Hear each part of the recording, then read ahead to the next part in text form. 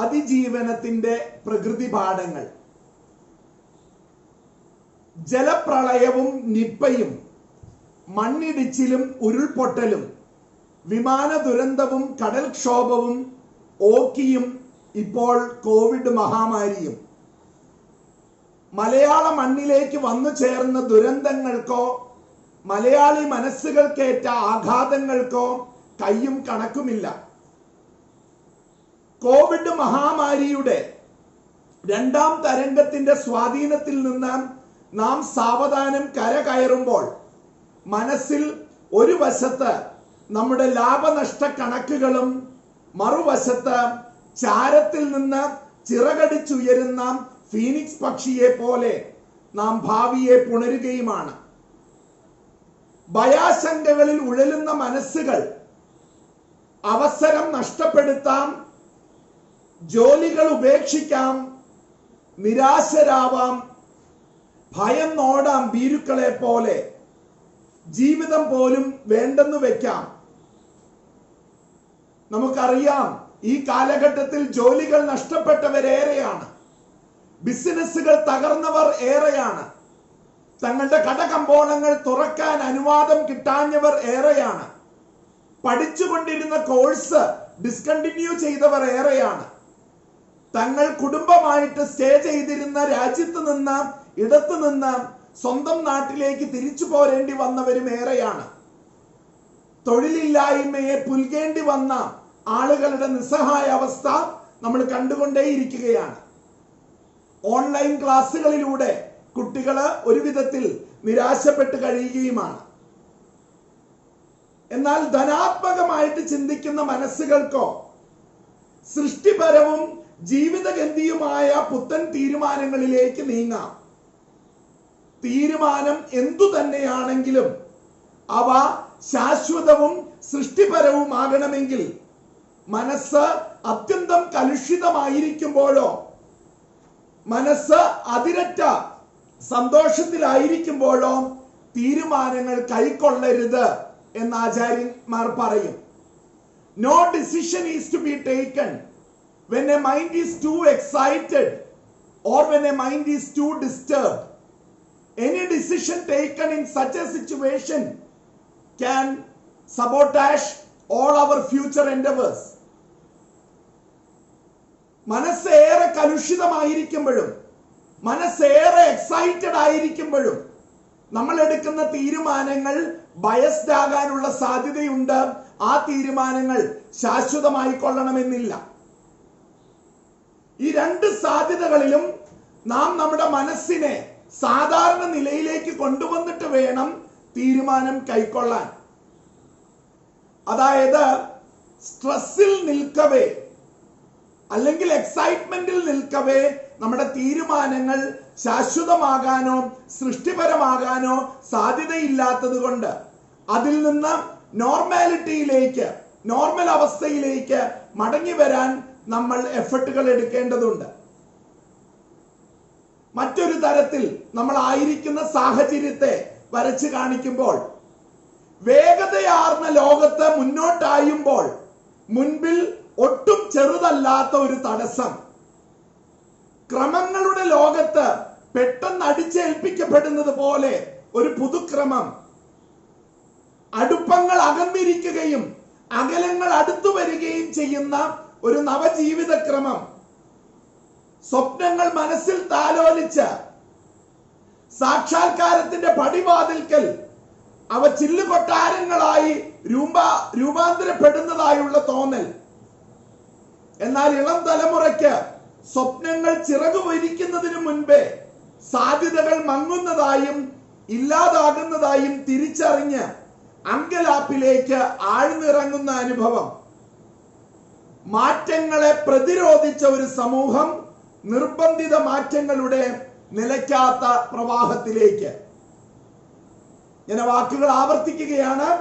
മാറ്റങ്ങളെ പ്രതിരോധിച്ച ഒരു സമൂഹം നിർബന്ധിത മാറ്റങ്ങളുടെ നിലയ്ക്കാത്ത പ്രവാഹത്തിലേക്ക്. A society which was resistant towards change is now driven by a change driven society or a change driven mechanism. ലാഭങ്ങൾ നഷ്ടങ്ങളായും നഷ്ടങ്ങൾ ലാഭങ്ങളായും രൂപാന്തരപ്പെട്ട ഏതാനും മാസങ്ങൾ കെട്ടിപ്പടുത്ത ഘടനകൾ നോക്കിക്കുത്തുകൾ ആവുകയും ഘടനകളില്ലാത്ത വെർച്വൽ ലോകത്തിന്റെ രംഗപ്രവേശവും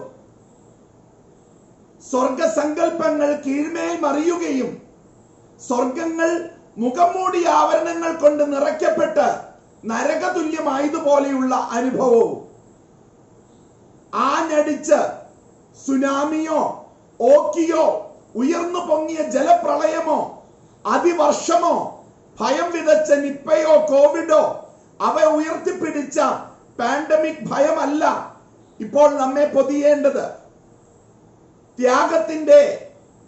ത്യാഗത്തിന്റെയും സമർപ്പണത്തിന്റെയും പര്യായങ്ങളായി മാറിയ ആതുര ശുശ്രൂഷ പ്രവർത്തകരും പോലീസും ആശാ വർക്കർമാരും ജനപ്രതിനിധികളും മുന്നണി പോരാളികളായി നിശ്ചയദാർഢ്യം പ്രകടിപ്പിച്ച ഭരണക്രമങ്ങളോട് ചേർന്നതും ദുരന്തമുഖത്ത് സ്വന്തം സുരക്ഷ ഉറപ്പുവരുത്തി അപരന്റെ അടുക്കളയിൽ പുകയുയരുന്നുവോ എന്ന് അന്വേഷിക്കുവാനുള്ള സഹാനുഭൂതിയോടെയുള്ള വ്യഗ്രതയും ദൈവത്തിന്റെ സ്വന്തം നാടിന്റെ നന്മ വിളിച്ചോതുന്ന ഘടകങ്ങളായി.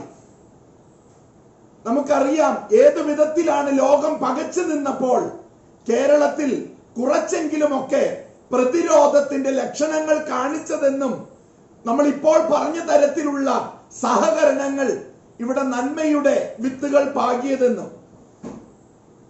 എന്നാൽ ഇത് പോരാ നമുക്ക് ജീവിതയാത്ര തുടരാൻ. പ്ലേഗും സ്പാനിഷ് ഫ്ലൂവും അണുബോംബ് വർഷവും സാർസും മെർസും അതിജീവിച്ച ഒരു ലോകം നമ്മുടെ മുൻപിൽ മാതൃകയായിട്ടുണ്ട്. 99 വെള്ളപ്പൊക്കവും 2018 മഹാപ്രളയവും അതിജീവിച്ച നമ്മുടെ കേരളം. എന്നാൽ ഇതൊക്കെ പറഞ്ഞുകൊണ്ട് ഭൂതകാലത്തിന്റെ സ്മരണകളിൽ ജീവിക്കാനും നമുക്കാവില്ല. ഇപ്പോൾ 2 തരത്തിൽ അതിജീവന സാധ്യതകൾ തേടുകയാണ് നാം. ഒരു വശത്ത് അതിജീവനത്തിന്റെ ഉദാത്ത മാതൃകകൾ നാം കാണേണ്ടതുണ്ട്. പ്രകൃതിയിൽ, സർവം സഹയായ ഭൂമിയിൽ, നാം ജീവിക്കുന്ന ഭൂമി തന്നെ, നാം ജീവിക്കുന്ന പ്രകൃതി തന്നെ അതിജീവനത്തിന്റെ ഉത്തമ ഉദാഹരണങ്ങളുടെ ഒരു സമുച്ചയമാണ്. ഒന്നൊന്നായിട്ട് ഒരുപക്ഷെ നമ്മൾ പലയിടത്ത് കേട്ട, വായിച്ചറിഞ്ഞ, കണ്ട ഉദാഹരണങ്ങളിലൂടെ ധ്യാനാത്മകമായിട്ട് ഒരിക്കൽ കൂടെ കടന്നു പോകാം. ഒന്നാമത്, ഉറുമ്പുകളുടെ ലോകം. നമ്മൾ നടന്നു പോകുന്ന ഇടങ്ങളിൽ, വഴിത്താരകളിൽ, നമ്മളുടെ വീടിന്റെ സമീപത്ത്, നമ്മുടെ മുറ്റത്ത് ഒക്കെ ചെറിയ കുഴികൾ ഉണ്ടാക്കിക്കൊണ്ട് ഉറുമ്പുകൾ നിർമ്മിച്ചിരിക്കുന്ന അവയുടെ കൂടും ആ കൂട്ടിലേക്ക് അവർ തീറ്റ കൊണ്ടുപോകുന്നതും ജാഥയായിട്ട് തീറ്റ കൊണ്ടുപോകുന്നതും ഒക്കെ നമ്മൾ കണ്ടു പരിചയിച്ചിട്ടുള്ള കാഴ്ചയാണ്. ആ കൂട്ടിലേക്ക് നിങ്ങൾ കുറച്ച് മണ്ണെടുത്തിട്ട് അതൊന്ന് ചവിട്ടി ഉറപ്പിച്ചു നോക്കുക. എന്താണ് സംഭവിക്കുക? മണിക്കൂറുകൾക്കുള്ളിൽ, പരമാവധി പോയാൽ ഒരു ദിവസത്തിനുള്ളിൽ വീണ്ടും ആ ഉറുമ്പിൻ കൂട് ജീവസുറ്റതായിട്ടുണ്ടാവും. വീണ്ടും അവർ പ്രവർത്തനക്ഷമരായിട്ടുണ്ടാവും. വീണ്ടും അവർ അവരുടെ ജീവിത പ്രയാണം തുടരുന്നുണ്ടാവും. സംഭവിച്ചതൊക്കെയും ഭൂതകാല അനുഭവങ്ങളാണെന്നുള്ള തിരിച്ചറിവോടെ ഭാവിയെ മാത്രം ലാക്കാക്കി അവർ പ്രവർത്തനം തുടങ്ങിയിട്ടുണ്ടാവും. ചിതലിൻ കൂട്ടിലോ ചിതലിന്റെ പുറ്റിലോ നമ്മൾ അല്പം നാശമുണ്ടാക്കി നോക്കുക. പുറ്റിന്റെ ഒരു ചെറിയ ഉയരം നമ്മളൊന്ന് ചവിട്ടിത്തെറിപ്പിച്ച് നോക്കുക. അല്ലെങ്കിൽ ചിതലിൻ കൂട്ടിൽ നമ്മൾ ചൂലുകൊണ്ടൊന്ന് അനക്കി ഒരു ഡിസ്റ്റർബൻസ് ഉണ്ടാക്കി നോക്കുക. എന്താണ് സംഭവിക്കുക? ചിതലിന്റെ കൂടാണെങ്കിൽ മണിക്കൂറുകൾക്കുള്ളിലും, ചിതൽ പുറ്റാണെങ്കിൽ ആഴ്ചകൾക്കുള്ളിലും അത് വീണ്ടും പുനർനിർമ്മിക്കപ്പെട്ടിട്ടുണ്ടാവും. അതായത് ഉണ്ടായ നാശത്തെ ഭൂതകാലത്തിന്റെ അനുഭവമായി തള്ളി നീക്കിക്കൊണ്ട് ഭാവിയിലേക്ക് കുതിക്കാൻ തയ്യാറാവുന്ന ചിതൽ ലോകം. മൂന്നാമത് നമ്മൾ എടുക്കുന്ന ഉദാഹരണം ചിലന്തിയുടെ ഉദാഹരണം. റോബർട്ട് ബ്രൂസ് എന്ന ചക്രവർത്തിയുടെ കഥയിൽ പല തവണ യുദ്ധത്തിൽ പരാജയപ്പെട്ട്, എന്നാൽ പരാജയപ്പെട്ട് ഓടി ഗുഹയിൽ അഭയം തേടിയപ്പോൾ ആ ഗുഹയിൽ വല നെയ്തുകൊണ്ടിരുന്ന ചിലന്തി പല ഉരു പരാജയപ്പെട്ടതിന് ശേഷം എത്രാമത്തെയോ തവണ ചാടി ആ വല നെയ്ത് തീർക്കുന്നത് കണ്ട് ഉന്മേഷം സ്വീകരിച്ച്, പ്രചോദനം സ്വീകരിച്ച് തിരിച്ചു പോയി യുദ്ധം ജയിച്ച ചരിത്രം നമ്മൾ കഥാപുസ്തകങ്ങളിലെങ്കിലും വായിച്ചിട്ടുണ്ട്. നമ്മൾ കാണുന്ന ഒരു ചിലന്തി വല, അത് നമ്മൾ നടക്കുന്ന വഴിത്താരയിലോ നമ്മുടെ മുറിയുടെ മൂലയിലോ നമ്മുടെ വീടിന്റെ സ്റ്റോർ മുറിയുടെ നമ്മളുടെ കയ്യോ കാലോ എത്താത്ത മൂലകളിലോ അതിനെ ഒന്ന് ശല്യപ്പെടുത്തി നോക്കുക. ഒരു ചൂല് കൊണ്ടോ ഒരു വടി കൊണ്ടോ അതൊന്ന് തകർത്ത് നോക്കുക. മണിക്കൂറുകൾക്കുള്ളിൽ ആ വല വീണ്ടും നെയ്യപ്പെട്ടതായിട്ട് കാണാം. അതായത് പരാജയങ്ങളെ, അപകടങ്ങളെ അതിജീവിക്കാൻ ശ്രമിക്കുന്ന ചിലന്തികളുടെ ലോകം. തേനീച്ച കൂട്ടിലേക്ക് കയറാം. ഏതാണ്ട് 1 ദശലക്ഷം തവണ ഒരു ഈച്ച അടയിൽ നിന്ന് പൂവിലേക്കും പൂവിൽ നിന്ന് അടയിലേക്കും പറന്നാലാണത്രേ 1 പൗണ്ട് തേൻ രൂപപ്പെടുക. കണക്ക് സത്യമാണോ അല്ലയോ എന്ന് ശാസ്ത്രീയമായിട്ട് അന്വേഷിച്ചിട്ടില്ല. എന്നാൽ വായിച്ചറിഞ്ഞത് വെച്ച് 1 പൗണ്ട് തേൻ രൂപപ്പെടാൻ തേനീച്ച തന്റെ കൂട്ടിൽ നിന്ന് പൂവിലേക്ക്, പൂവിൽ നിന്ന് തിരിച്ച് കൂട്ടിലേക്ക് അതിന്റെ തേൻ നുകർന്നുകൊണ്ട്, പൂമ്പൊടി നുകർന്നുകൊണ്ട് 1 ദശലക്ഷം തവണ പറന്നാലാണത്രേ 1 പൗണ്ട് തേൻ രൂപപ്പെടുക. തന്റെ കൂട് തകർത്ത് അടയടർത്തി തേൻ മനുഷ്യൻ കട്ടുകൊണ്ടു പോകുമ്പോൾ, അല്ലെങ്കിൽ കിളികൾ കൊത്തിക്കൊണ്ടു പോകുമ്പോൾ, തേനീച്ച തന്റെ ജോലിയിൽ നിന്ന് വിരമിക്കുന്നില്ല. വീണ്ടും പറന്നകന്നോ പുതിയൊരു സ്ഥാനത്ത് തന്റെ കൂട് കെട്ടുകയും അവിടെ അട നിർമ്മിക്കുകയും അവിടെ തേനുണ്ടാക്കുന്ന പ്രക്രിയ തുടരുകയുമാണ് ചെയ്യുന്നത്. ഭാവിയിലേക്ക് ലാക്കാക്കി തന്റെ പ്രവർത്തനം തുടരുകയാണ് തേനീച്ച ലോകം. നമുക്ക് വളരെ പരിചിതമായിട്ടുള്ള മരത്തിന്റെ ഉദാഹരണം എടുക്കുക. വളർന്നു നിൽക്കുന്ന മരത്തിന്റെ കൊമ്പുകൾ നമ്മളൊന്ന് വെട്ടിയാൽ നമ്മൾ കാണും ആ കൊമ്പ് വെട്ടിയ ഭാഗത്ത് നിന്ന് തഴച്ചു വളരുന്ന കിളിർപ്പുകൾ. മരിക്കാൻ തയ്യാറില്ലാത്ത പ്രകൃതിയിലെ ജീവജാലങ്ങളുടെ ആ മനസ്സ് ആ മരത്തിന്റെ ഒന്നിച്ചുള്ള കിളിർപ്പുകളിൽ പ്രകടമാണ്. ഒരു വെട്ടുകൊണ്ട് മരിക്കാൻ തയ്യാറില്ലാതെ, തഴച്ചു വളരുന്ന കിളിർപ്പുകൾ കൊണ്ട് ഒരു മരം ജീവിക്കാനുള്ള തന്റെ ആവേശം പ്രകടമാക്കുകയാണ്. വെട്ടുകിട്ടിയ അനുഭവത്തെ ഭൂതകാല അനുഭവമാക്കി മാറ്റിക്കൊണ്ട് ഭാവിയിലേക്ക് അത് കുതിക്കുകയാണ്. എന്തു സംഭവിക്കാം? മരം അതിന്റെ ശാഖ വെട്ടപ്പെട്ടിട്ടും അവിടെ കിളിർപ്പുകൾ രൂപപ്പെട്ടിട്ടില്ലെങ്കിൽ ഉറപ്പാണൊരു കാര്യം, അങ്ങനെ സംഭവിച്ചാൽ ആ വെട്ടപ്പെട്ട ഇടം ഒരു ഹമ്പായിട്ട് രൂപപ്പെടും, ഒരു മുട്ടായിട്ട് രൂപപ്പെടും. എന്തിനാണ്? മനുഷ്യര് കൂടെ അടങ്ങിയ ജന്തുലോകത്തെ ഉൾക്കൊള്ളിച്ചുകൊണ്ട് ചിന്തിക്കുക, മറ്റുള്ളവർക്ക് ചവിട്ടിക്കയറാനാണ്. അതായത് ഉണ്ടായ മുറിവ് മറ്റുള്ളവർക്ക് ചവിട്ടിക്കയറാനുള്ള അനുഭവമാക്കി മാറ്റുന്ന സസ്യലോകം. പുഴയുടെ ഉദാഹരണം എടുക്കുക. ലക്ഷ്യത്തെ ലാക്കാക്കിക്കൊണ്ട് കടലാകുന്ന ലക്ഷ്യത്തിലേക്ക് ലയിച്ചു ചേരാനുള്ള ആവേശത്തോടെ ഒഴുകിക്കൊണ്ടിരിക്കുന്ന പുഴയ്ക്ക് ആ ലക്ഷ്യം നേടാനുള്ള തന്റെ ആവേശത്തിന് തടസ്സമാവുക ഒഴുക്കിന് പ്രതിബന്ധം ഉണ്ടാവുമ്പോഴാണ്. ആ ഒഴുക്കിന് പ്രതിബന്ധം ഉണ്ടാക്കിക്കൊണ്ട് ഒരു പാറക്കെട്ട് മുൻപിൽ പ്രത്യക്ഷപ്പെടുന്നു എന്ന് വിചാരിക്കുക. എന്താണ് സംഭവിക്കുക? പുഴ ഒന്നുകിൽ ആ പാറക്കെട്ടിനെ വളഞ്ഞൊഴുകും, ഇല്ലെങ്കിലോ ക്ഷമയോടെ അത് കാത്തിരിക്കും. ആവശ്യത്തിന് വെള്ളമാകുന്നത് വരെ ആ പാറക്കെട്ടിനെ കവിഞ്ഞൊഴുകാനായി. ഞാൻ ആവർത്തിക്കുന്നു, ലക്ഷ്യത്തിലേക്ക് ഒഴുകിക്കൊണ്ടിരിക്കുന്ന പുഴയുടെ മുൻപിൽ ഒരു പാറക്കെട്ട് പോലെ ഒരു തടസ്സം സൃഷ്ടിക്കപ്പെട്ടിട്ടുണ്ടെങ്കിൽ ആ പുഴ വളഞ്ഞൊഴുകുകയോ അല്ലെങ്കിൽ ക്ഷമയോടെ കാത്തിരുന്ന് ആവശ്യത്തിന് വെള്ളമായി കഴിയുമ്പോൾ അതിനെ കവിഞ്ഞൊഴുകുകയോ ചെയ്യും. വീണ്ടും തടസ്സം എന്നത് ഭൂതകാല അനുഭവമാക്കിക്കൊണ്ട് ഭാവിയിലേക്ക് കുതിക്കുകയാണ്, ലക്ഷ്യപ്രാപ്തിയിലേക്ക്, ലൈഫ് ഡെസ്റ്റിനിയിലേക്ക് കുതിക്കുകയാണ് പുഴ എന്ന ഉദാഹരണവും.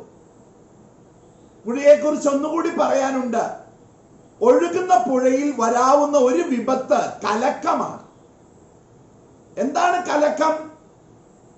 ഭാരം കുറഞ്ഞ ജലതന്മാത്രകളും ഭാരം കൂടിയ മണ്ണിന്റെ തരികളും ഒരുമിച്ച് ഇളകി ചേരുമ്പോഴാണ് നമ്മൾ പുഴ കലങ്ങി എന്ന് പറയുക. കുഞ്ഞുനാളിൽ നമ്മൾ പഠിച്ച ശാസ്ത്രത്തിൽ നമ്മൾ പഠിച്ചത് ഇങ്ങനെയാ: കലക്ക വെള്ളം അനക്കാതെ വെച്ചാൽ പെട്ടെന്ന് ചെളിയടിയും, വെള്ളം തെളിയും. എന്നാൽ വളരെ ആകർഷകമായി മനുഷ്യരെ വെല്ലുവിളിക്കുന്ന രീതിയിൽ പുഴ ചെയ്യുന്നത് എന്താണെന്ന് നോക്കുക. ഒഴുക്ക് നിർത്തിക്കൊണ്ടല്ല ചെളി അടിയുന്നത്. പുഴ ഒഴുകിക്കൊണ്ടേ ഇരുന്നു കൊണ്ടാണ് ചെളി തെളിയുന്നത്, കലക്കം തെളിയുന്നത്. എങ്ങനെയാണത്? ഗ്രാവിറ്റി സെപ്പറേഷൻ എന്ന് സയൻസ് തന്നെ പറയും. ഭാരം കൂടിയ മൺതരികൾ താഴേക്കും ഭാരം കുറഞ്ഞ ജലതന്മാത്രകൾ നേരെയും ഒഴുകുമ്പോൾ ഏതാനും മണിക്കൂറുകൾക്കുള്ളിൽ പുഴ തെളിയുന്ന അനുഭവമാകും.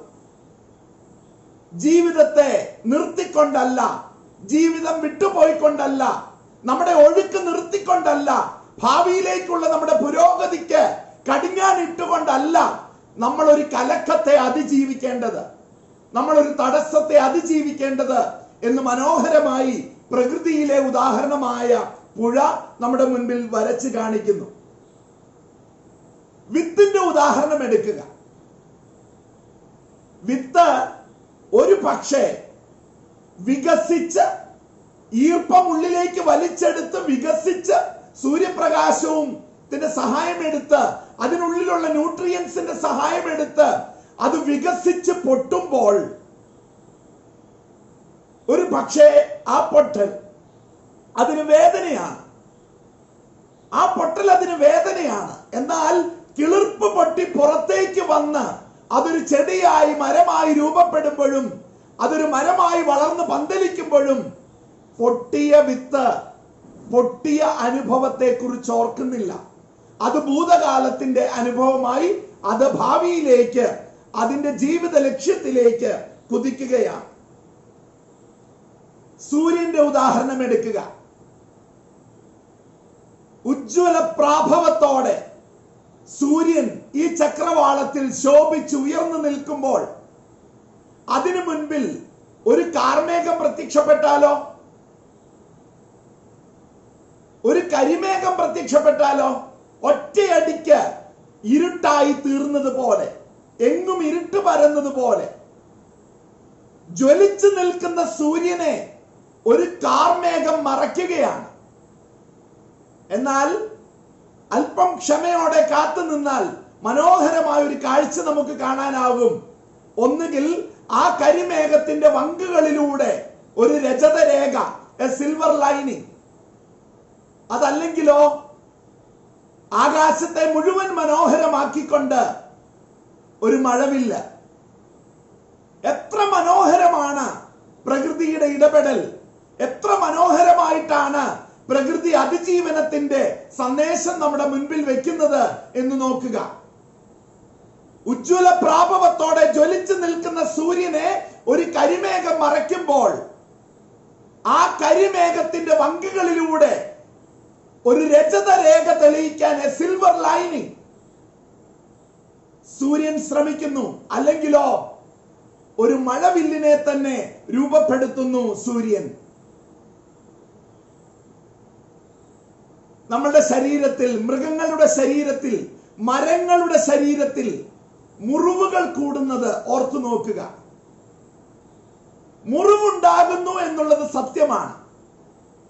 എന്നാൽ ആ മുറിവ് കൂടുമ്പോൾ പ്രകൃതി നമ്മുടെ മുൻപിൽ പ്രചോദനാത്മകമായ ഉദാഹരണമാണ് വീണ്ടും വെക്കുന്നത്. ഏത് മുറിവും കൂടും. മുറിവിന്റെ ദിനങ്ങൾ, മുറിക്കപ്പെട്ട ദിനങ്ങൾ തീർന്നു പോകും.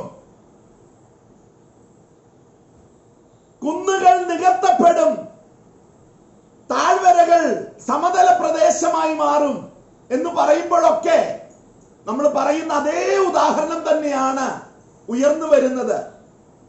മുറിവിന്റെ കാലഘട്ടം തീർന്നു പോകുമെന്ന്, മുറിവ് കൂടുമെന്ന് പ്രകൃതിയുടെ, മനുഷ്യ ശരീരത്തിലെ, ജന്തു ശരീരത്തിലെ, സസ്യ ശരീരങ്ങളിലെ ഉദാഹരണങ്ങൾ കൊണ്ട് നമുക്ക് വ്യക്തമാവുകയാണ്. നമ്മൾ കണ്ടിട്ടുണ്ട് ഒരു പക്ഷെ ചെറിയ ചെടികൾ, അല്ലെങ്കിൽ നട്ടപ്പെട്ട ഉടനെയുള്ള ചെടികൾ അല്പമൊന്ന് വെയിൽ കനത്താൽ വാടി തൂങ്ങി നിൽക്കുന്നത്.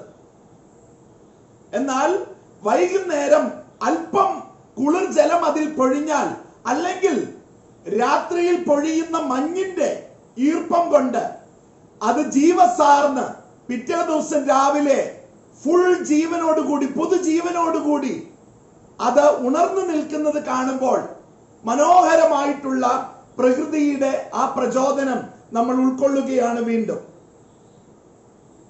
ഇല പൊഴിഞ്ഞു നിൽക്കുന്ന മരങ്ങൾ കാലം കഴിയുമ്പോൾ, മറ്റൊരു കാലത്തിന് വഴിമാറുമ്പോൾ തളിർപ്പാർന്ന് നിറവ് കാണിക്കുന്നതും പച്ചപ്പാർന്നു വരുന്നതും നമ്മൾ കണ്ടിട്ടുള്ളതാ. ഒരു പക്ഷേ ഇല കൊഴിഞ്ഞു നിൽക്കുന്ന മരങ്ങളെ കാണുമ്പോൾ നമ്മുടെ മനസ്സിൽ ഒരു ദുഃഖഛവിയാണ് കടന്നു വരുന്നതെങ്കിൽ, തളിർ നിറഞ്ഞ് പച്ചപ്പ് നിറഞ്ഞ് സമൃദ്ധിയുടെ ഒരു വിളിച്ചോതൽ പോലെയാണ് പ്രകൃതിയുടെ ആ ഉണർവിനെ നമുക്ക് കാണാനാവുക. നമ്മുടെ മനസ്സിലും സന്തോഷം നിറയിക്കുന്ന, പ്രതീക്ഷ നൽകുന്ന ഒരു ഉണർവാണ് ആ പച്ചപ്പിലുള്ളത്. മറ്റൊരു ഉദാഹരണം കൂടെ ഞാൻ എടുക്കുകയാണ്. വേനല് അങ്ങേയറ്റമാകുമ്പോൾ, വരൾച്ചയുടെ പാരമ്യത്തിൽ പാടഭാഗങ്ങൾ വരണ്ട് വിണ്ട് കീറിയ അവസ്ഥയിൽ, അതായത് ഒരു തുള്ളി വെള്ളം വീണാൽ അതിനെ ഏത് ദാഹത്തോടെ ഭൂമി തീർക്കും എന്ന രീതിയിൽ വിണ്ടുണങ്ങി നിൽക്കുന്ന പാടശേഖരങ്ങൾ ഒരു പക്ഷെ നമ്മൾ കണ്ടിട്ടുണ്ട്. എന്നാൽ ആദ്യത്തെ മഴ കഴിഞ്ഞ് ഏതാനും ദിവസങ്ങൾ കഴിഞ്ഞ് അതേ ഭൂവിഭാഗത്തിലൂടെ നമ്മൾ യാത്ര ചെയ്യുക, നമ്മൾ കാണുക പച്ചപ്പാർന്ന ഒരു പരവതാനിയായിരിക്കും. ഞാൻ ഈ ഉദാഹരണങ്ങളിലൊക്കെ പറഞ്ഞത് ഇതാണ്. വേദനയുടെ, മുറിവിന്റെ, കഷ്ടപ്പാടിന്റെ, ബുദ്ധിമുട്ടുകളുടെ, സ്ട്രഗിൾസിന്റെ ഒരു കാലഘട്ടം അത് പ്രകൃതിയിൽ ഉള്ളതാണ്. പ്രകൃതി കാണിച്ചു തരുന്ന ഉദാഹരണങ്ങളിലൂടെ ഈ കോവിഡിന്റെ പശ്ചാത്തലത്തിൽ പോലും നമുക്ക് എടുക്കാവുന്ന ഒരു പ്രതീക്ഷ ഇതാണ്. This will pass. ഇത് കടന്നു പോകും. ഇത് ഭൂതകാലത്തിൽ മറയ്ക്കപ്പെടും. ഇത് ഇന്നലകളുടെ അനുഭവമായി നമ്മൾ പഠിക്കുന്ന, നമ്മൾ കേൾക്കുന്ന, നമ്മൾ സംസാരിക്കുന്ന വിഷയമായി മാത്രം മാറുന്ന ഒരു സാഹചര്യത്തിൽ നമ്മൾ മുന്നോട്ട് പോയിക്കൊണ്ടിരിക്കണമെങ്കിൽ ഇന്ന് നമ്മൾ നിരാശരാവാതെ പ്രതീക്ഷയുടെ കൈത്തിരികൾ തെളിച്ച് നമ്മൾ മുന്നോട്ട് കുതിക്കണം, നമ്മുടെ ജീവിത ഭാഗധേയങ്ങൾ പൂർത്തീകരിക്കുന്നതിലേക്ക്. പ്രകൃതിയോടൊപ്പം അതിജീവനത്തിന്റെ വേറൊരു വശം നമ്മൾ തേടുമ്പോൾ നമ്മൾ ഇങ്ങനെയാണ് കാണുക. പല പഠനങ്ങൾ കാണിക്കുന്നു പ്രകൃതിക്കുള്ള ആന്റി സ്ട്രെസർ കേപ്പബിലിറ്റിയെ കുറിച്ച്. അത്തരത്തിൽ പ്രകൃതിക്കുള്ള അനന്ത സാധ്യതകൾ. അപ്പൊ നമ്മള് അത്തരത്തിലുള്ള ലിറ്ററേച്ചർ പരിശോധിക്കുമ്പോൾ കാണും നേച്ചർ ആസ് ആന്റി സ്ട്രെസർ,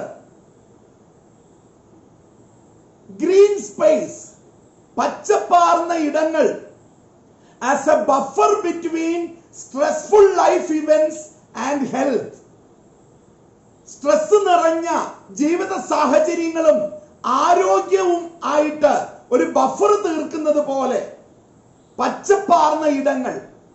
അപ്പൊ അത്തരത്തിലുള്ള ചികിത്സാ കേന്ദ്രങ്ങൾ വന്യതയിൽ സൃഷ്ടിക്കപ്പെടുന്നത് നമ്മൾ ശ്രദ്ധിച്ചിട്ടുണ്ടാവും. എക്കോ ഫ്രണ്ട്ലി ആയിട്ട് സൃഷ്ടിക്കപ്പെടുന്നത് നമ്മൾ ശ്രദ്ധിച്ചിട്ടുണ്ടാവും. പരമാവധി പ്രകൃതിയോട് ഇണങ്ങിയ രീതിയിൽ അറ്റ്ലീസ്റ്റ് നമ്മുടെ പാരമ്പര്യ ചികിത്സാ രീതികൾ പരിശീലിപ്പിക്കപ്പെടുന്നത് നമ്മൾ ശ്രദ്ധിച്ചിട്ടുണ്ടാവും.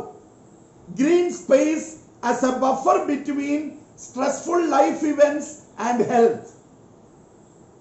മൂന്നാമത്, അറ്റൻഷൻ ഡെഫിസിറ്റ് ആയിട്ടുള്ള കുട്ടികൾക്ക് അവരെ പാർക്കിൽ നടത്തിയതിനു ശേഷം തിരിച്ചു കൊണ്ടുവരുമ്പോൾ അവർ കൂടുതൽ ഏകാഗ്രത കാണിക്കുന്നതായിട്ട് കണ്ടെത്തപ്പെട്ടിട്ടുണ്ട്. ഞാൻ ആവർത്തിക്കുന്നു, അറ്റൻഷൻ ഡെഫിസിറ്റ് ആയിട്ടുള്ള കുട്ടികൾ പാർക്കിലോ പച്ചപ്പാർന്ന ഇടങ്ങളിലോ പ്രകൃതിയിലോ നടന്നിട്ട് തിരിച്ചു വരുമ്പോൾ, ഒരു ഗാർഡനിൽ നടന്നിട്ട് തിരിച്ചു വരുമ്പോൾ അവർ ഏകാഗ്രത കൂടുതൽ കാണിക്കുന്നതായിട്ട് പഠനങ്ങൾ സൂചിപ്പിക്കുന്നുണ്ട്. കുറച്ചുകൂടെ നമുക്ക് ആവേശം തരുന്ന ഉദാഹരണങ്ങളിലേക്ക് നമ്മൾ പോവുകയാണ്. Nature in distraction technique to reduce burn pain. പൊള്ളലേറ്റ ആളുകൾക്ക് അവരുടെ വേദന സംഹാരിക്കെന്നോണം പ്രകൃതിയെ ഉപയോഗിച്ച് ഡിസ്ട്രാക്ഷൻ തീർക്കുന്ന ഒരു സംവിധാനം.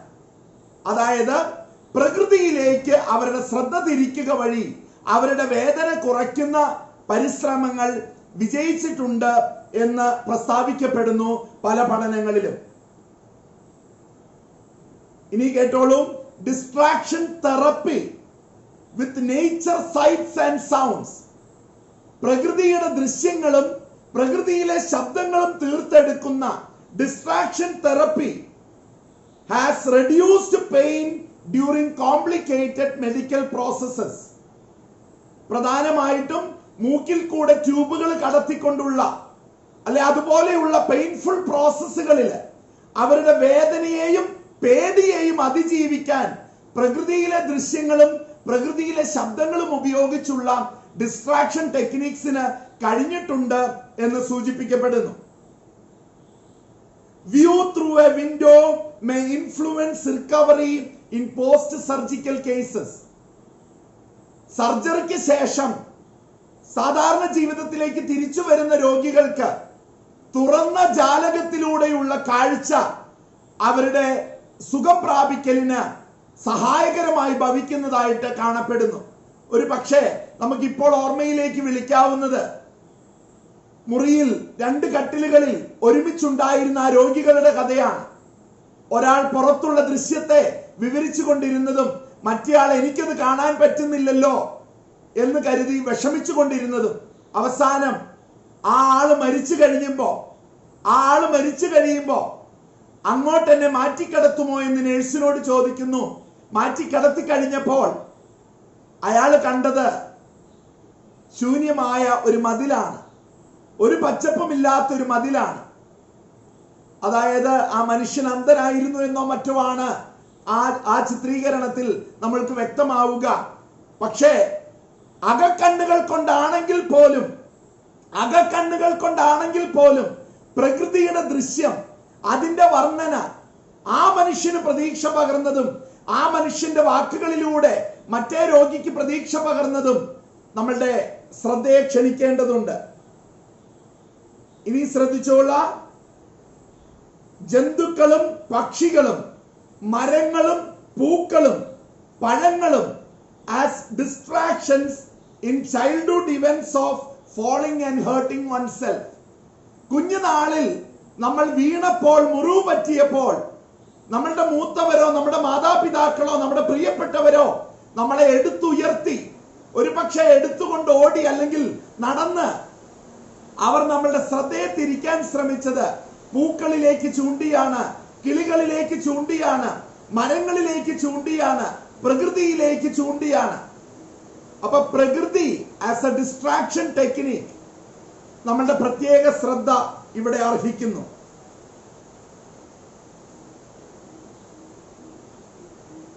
ഇനിയും പ്രകൃതിയെ ആശ്രയിച്ച് തന്നെ അതിജീവനത്തിനുള്ള സാധ്യതകൾ എന്തൊക്കെയാണ്?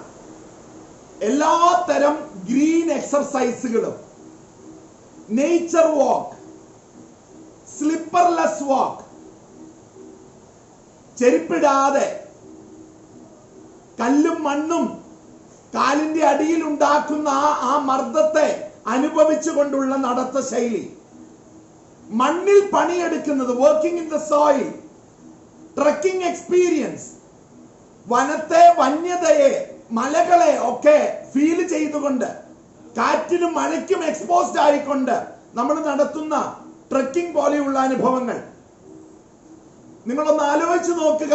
ആഗ്രഹം കൊണ്ട് പോലും നമ്മൾ ചെയ്യുമ്പോൾ അത് നമുക്ക് തരുന്ന കുളിർമ എത്രയാണ്. വനത്തിൽ, വനാന്തരത്തിൽ, പുൽമേട്ടിൽ കിടന്നുറങ്ങുന്ന കാര്യം ഒന്ന് ആലോചിച്ചേ. വനാന്തരത്തിൽ, പുൽമേട്ടിൽ കിടന്നുറങ്ങുന്ന കാര്യം ഒന്ന് ആലോചിച്ചേ. പാതി ശരീരം പുൽമേട്ടിലും കാൽഭാഗം അരുവിയിലേക്ക് ഇട്ടുകൊണ്ട് കിടന്നുറങ്ങുന്ന കാര്യം ഒന്ന് ആലോചിച്ചേ. അരുവിയിൽ ഉയർന്നു നിൽക്കുന്ന പാറപ്പുറത്ത് കിടന്ന് അരുവിയിലേക്ക് കാല് നീട്ടി വെച്ചുറങ്ങുന്ന കാര്യം ആലോചിച്ചേ. മരച്ചുവട്ടിൽ കിടന്നുറങ്ങുന്ന കാര്യം ആലോചിച്ചേ. നമ്മൾ എവിടെ കിടന്നുറങ്ങിയാലും പ്രകൃതിയുടെ മാർത്തട്ടിൽ കിടന്നുറങ്ങുമ്പോൾ കിട്ടുന്ന സന്തോഷം, സുഖം, സ്വസ്ഥത നമുക്ക് മറ്റെവിടെയും കിട്ടാറില്ല എന്നുള്ളതാണ് സത്യം. നമ്മൾ പലപ്പോഴും പറയും, അരമണിക്കൂറേ കിടന്നുള്ളൂ, 1 മണിക്കൂറേ കിടന്നുള്ളൂ, എന്നാ സുഖമാ, എന്നാ സ്വസ്ഥതയാ അനുഭവിക്കുന്നത്. പ്രിയമുള്ളവരെ, ഓർക്കുക, പ്രകൃതി നമ്മുടെ ചുറ്റും എപ്പോഴും ഉണ്ട്. നമ്മളാണ് പ്രകൃതിയിൽ നിന്ന് ഓടി മറഞ്ഞിട്ടുള്ളത്. പ്രകൃതി അവിടെ തന്നെയുണ്ട്. Getting wet in the rain ഒരു പക്ഷെ നമ്മൾ ഇന്ന് പിള്ളേരെ അനുവദിക്കുകയില്ല. പുതുമഴയ്ക്ക് അനുവദിക്കരുതെന്ന് പറയും. ആസിഡ് കമ്പോണൻസിന്റെ സാന്നിധ്യത്തിന് സാധ്യതയുണ്ടെന്ന് പറയും.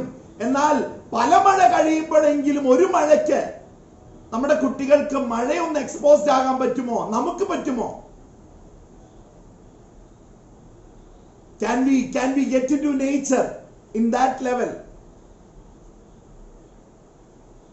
പുഴയിൽ കുളിക്കുമ്പോൾ, വന്യതയിലുള്ള വെള്ളച്ചാട്ടങ്ങളിൽ കുളിക്കുമ്പോൾ നമുക്ക് കിട്ടുന്ന കുളിർമയും സന്തോഷവും സുഖവും നമുക്ക് വേറെ എവിടെ കുളിച്ചാലാണ് ലഭിക്കുക?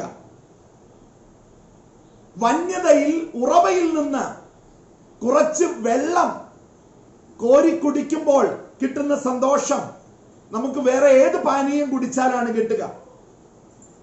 പ്രകൃതിയിലെ അതിജീവനത്തിന്റെ ഉദാഹരണങ്ങളാൽ പ്രചോദിതരായി അതിജീവനത്തിന് സഹായിക്കുവാനുള്ള പ്രകൃതിയുടെ സാധ്യതകളെ ഉപയോഗിച്ചും മുന്നോട്ട് നീങ്ങുവാൻ മനുഷ്യരാശിക്ക് പൊതുവെയും കേരള നാടിന് പ്രത്യേകമായും സാധിക്കട്ടെ എന്ന ആശംസയോടെ എന്റെ ടോക്കിന്റെ ഭാഗം അവസാനിപ്പിക്കുകയാണ്. We are moving into that part of the exercise where we are going to build our own paradise. നമ്മൾ നമ്മുടെ പറുദീസയെ കെട്ടി ഉണ്ടാക്കാൻ പോവുകയാണ്. വളരെ പ്രത്യേകമായിട്ട് തുറന്ന മനസ്സോടെ, പറ്റുമെങ്കിൽ കയ്യും കാലും തുറന്നു വെച്ച് ഈ ഒരു മെഡിറ്റേഷനിലൂടെ കടന്നു പോകാൻ ശ്രമിക്കുക. ഞാൻ ഇംഗ്ലീഷിലും മലയാളത്തിലും അതിന്റെ നിർദ്ദേശങ്ങൾ തന്നുകൊള്ളാം. സ്വയം മറന്ന് അത് ചെയ്യാനായിട്ട് ശ്രമിക്കുക. സ്വയം മറന്ന് വിഷ്വലൈസ് ചെയ്യാനായിട്ട് ശ്രമിക്കുക.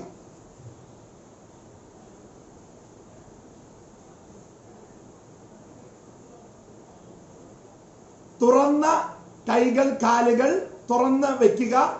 ഒരു കാരണവശാലും അവ ക്രോസ് ചെയ്ത് വെക്കരുത്. എന്നിട്ട് നേരെ ഇരുന്ന്, കംഫർട്ടബിൾ ആയിട്ടിരുന്ന് വളരെ മെല്ലെ കണ്ണുകൾ അടയ്ക്കുക. Sit in an open posture very comfortably and gently close your eyes.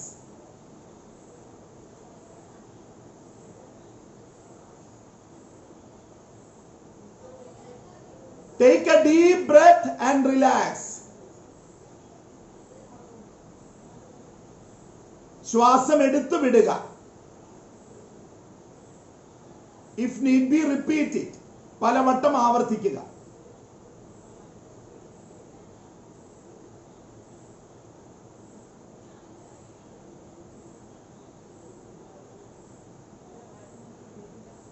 നിങ്ങളുടെ ഇമാജിനേഷനിൽ നിങ്ങൾ പോയിട്ടുള്ളതോ അല്ലാത്തതോ ആയ, നിങ്ങൾ പോകാൻ ആഗ്രഹിച്ചിട്ടുള്ളതോ വിശേഷപ്പെട്ടത് എന്ന് നിങ്ങൾക്ക് അറിയാവുന്നതോ ആയ ഒരു സ്ഥലം സങ്കല്പിക്കുക. Consider A very special place where you are completely at home. It could be an imaginary place, സാങ്കല്പികമായിരിക്കാം. നിങ്ങളുടെ വീടോ തറവാട്ട് വീടോ നിങ്ങളുടെ വീട്ടുപറമ്പോ ആയിരിക്കാം. It could also be a place in the wild. നിങ്ങൾ പോകാൻ ആഗ്രഹിക്കുന്ന, നിങ്ങൾ കംപ്ലീറ്റ്ലി അറ്റ് ഹോം ആകുന്ന ഒരു സ്ഥലം നിങ്ങൾ തിരഞ്ഞെടുക്കുക.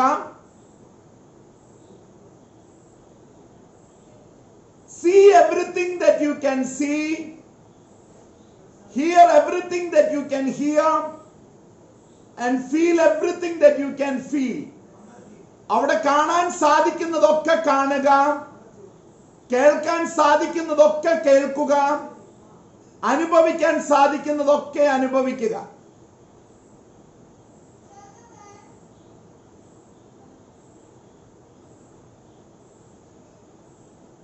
Now add to that place everything that you can think of. അവിടെ ഇല്ലാത്തത് എന്തു വേണമെങ്കിലും നിങ്ങൾക്കിപ്പോൾ ആഡ് ചെയ്യാമെന്ന് സങ്കല്പിക്കുക. ഒരു പുൽമേട് വേണമെങ്കിൽ ആഡ് ചെയ്യുക, ഒരു അരുവി വേണമെങ്കിൽ ആഡ് ചെയ്യുക. If you want, you can add a meadow. If you want, you can add a stream. If you want, you can add a waterfall. If you want, you can add trees. നിങ്ങൾക്ക് ഇഷ്ടമുള്ളതൊക്കെ കൂട്ടിച്ചേർക്കുക. മരങ്ങളോ അരുവിയോ വെള്ളച്ചാട്ടമോ പുൽമേടോ എന്തും. Make it as attractive, appealing and compelling for you. ആ സ്ഥലത്തെ പരമാവധി ആകർഷകമാക്കുക, appealing ആക്കുക, compelling ആക്കുക. അത് നിങ്ങൾക്ക് കിട്ടിയേ തീരൂ എന്ന രീതിയിലാക്കുക.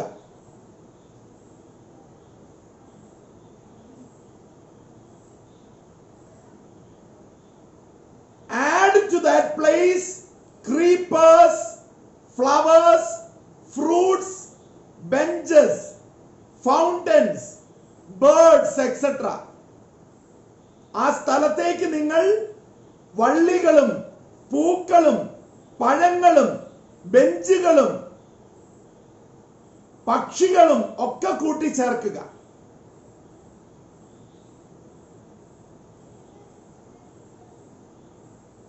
ഊഞ്ഞാൽ ഇഷ്ടമാണെങ്കിൽ ഊഞ്ഞാൽ ചേർക്കുക.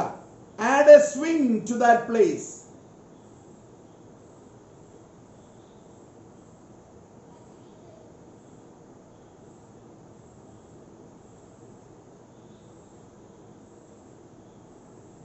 Add to the atmosphere green of the trees, sounds of the flowing brook, softness of the grass, fragrance of flowers, touch of the pebbles, singing of the birds, and a special scent of the fruits and water from the spring, a special taste. മരങ്ങൾക്ക് പച്ചപ്പ് കൊടുക്കുക, ഒഴുകുന്ന അരുവിക്ക് ശബ്ദം കൊടുക്കുക, പുല്ലുകൾക്ക് മൃദുലത കൊടുക്കുക, പൂക്കൾക്ക് സുഗന്ധം പകരുക, വെള്ളാരം കല്ലുകളുടെ ആ feel എടുക്കുക, പക്ഷികൾ പാടാൻ അനുവദിക്കുക, പഴങ്ങളുടെ പ്രത്യേക മണം ആസ്വദിക്കുക, ഉറവയിൽ നിന്ന് ചാടുന്ന വെള്ളത്തിന് പ്രത്യേക രുചി നൽകുക.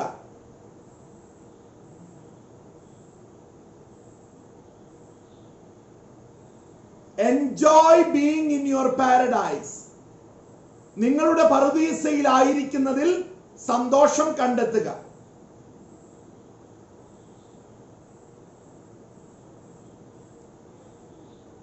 ഇനി ആരുടെ സാന്നിധ്യമാണ് നിങ്ങളുടെ പറുദീസ കൂടുതൽ റിസോഴ്സ്ഫുൾ ആക്കാൻ സഹായകരമാവുക? Whose presence would make your paradise more resourceful for you? Introduce that person or those persons into your paradise. ആ വ്യക്തിയെ അല്ലെങ്കിൽ വ്യക്തികളെ നിങ്ങളുടെ പറുദീസയിലേക്ക് കയറ്റുക.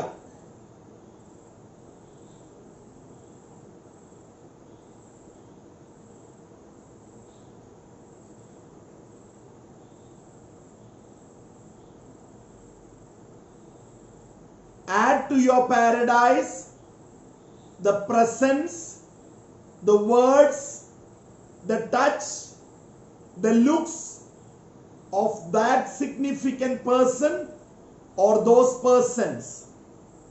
നിങ്ങൾ ഇപ്പോൾ കൂട്ടിച്ചേർത്ത വ്യക്തിയുടെ അല്ലെങ്കിൽ വ്യക്തികളുടെ സ്നേഹത്തോടെയുള്ള കരുതലോടെയുള്ള അവരുടെ സാന്നിധ്യം, അവരുടെ സ്പർശനം, അവരുടെ നോട്ടം, അവരുടെ വാക്കുകൾ ഒക്കെയും പറുദീസയിലേക്ക് കൂട്ടിച്ചേർക്കുക. Make it as rich as possible. എത്ര സമ്പന്നമാക്കാമോ അത്രയും നിങ്ങളുടെ പറുദീസയെ സമ്പന്നമാക്കുക.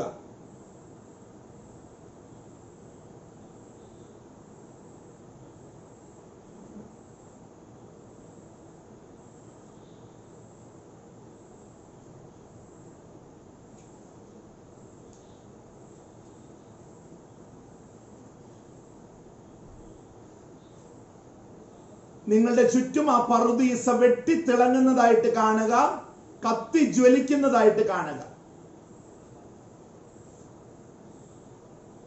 See it fully, hear it fully and feel it fully. അത് മുഴുവനായും കാണുക, മുഴുവനായും കേൾക്കുക, മുഴുവനായും അനുഭവിക്കുക. നിങ്ങൾ അങ്ങനെ ചെയ്യുമ്പോൾ തന്നെ നിങ്ങളുടെ ചുറ്റുമുള്ള ആ പറുദീസ വെട്ടിത്തിളങ്ങുന്നതായിട്ട് കാണുക, കത്തി ജ്വലിക്കുന്നതായിട്ട് കാണുക. See your paradise as shining and glittering.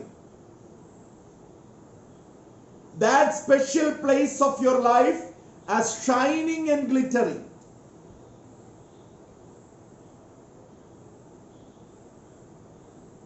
Now allow that paradise to sink into you. ആ പറുദീസയെ നിങ്ങളുടെ ഉള്ളിലേക്ക് സിങ്ക് ചെയ്യാൻ അനുവദിക്കുക. Let that seat of positivity sink into you. പോസിറ്റിവിറ്റിയുടെ ആ കേദാരം അത് നിങ്ങളുടെ ഉള്ളിലേക്ക് ആഴ്ന്നിറങ്ങട്ടെ. Allow the paradise to enter you completely. പൂർണ്ണമായും ആ പറുദീസ നിങ്ങളുടെ ഉള്ളിലേക്ക് സിങ്ക് ചെയ്യാൻ അനുവദിക്കുക.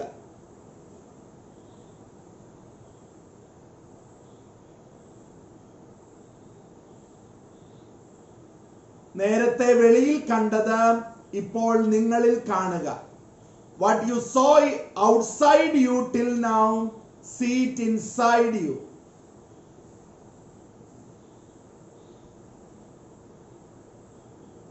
What you heard outside you till now, hear it from inside you. ഇതുവരെ വെളിയിൽ നിന്ന് കേട്ട ശബ്ദങ്ങൾ നിങ്ങളുടെ ഉള്ളിൽ നിന്ന് കേൾക്കുക. പുറത്തനുഭവിച്ച ഇളം കാറ്റും തണുപ്പും കുളിരുമൊക്കെ ഇപ്പോൾ ഉള്ളിൽ അനുഭവിക്കുക.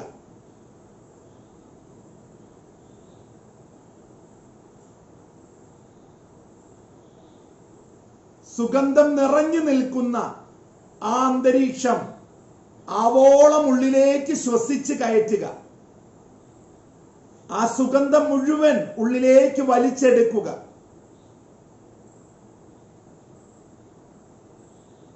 ആ സുഗന്ധം മുഴുവൻ ഉള്ളിലേക്ക് വലിച്ചെടുക്കുക. ഉറവയിലെ തേനൂറുന്ന ജലം ആവോളം കുടിക്കുക.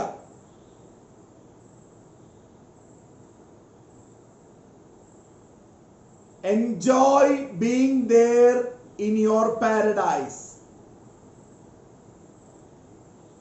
നിങ്ങളുടെ പറുദീസയിലായിരിക്കുന്നതിൽ സന്തോഷം കണ്ടെത്തുക. It is inside you, it is around you, and enjoy being there.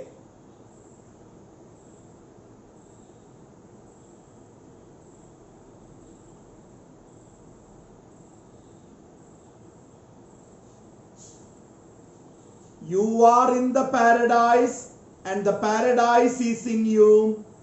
Enjoy that.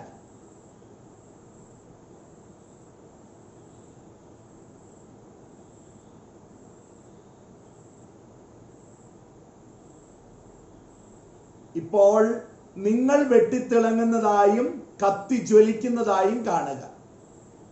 See yourself as shining and glittering now. നിങ്ങൾ കത്തിജ്വലിക്കുന്നതായും നിങ്ങൾ വെട്ടിത്തിളങ്ങുന്നതായും കാണുക. And enjoy being in your paradise and the paradise inside you.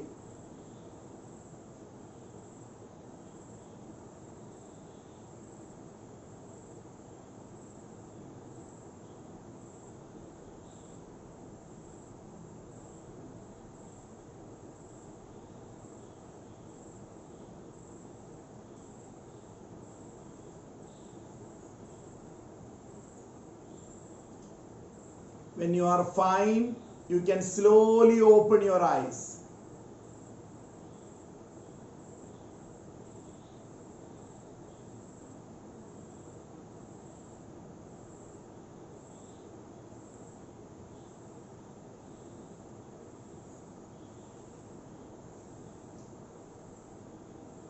When you are fine, you can slowly open your eyes. Thank you very much.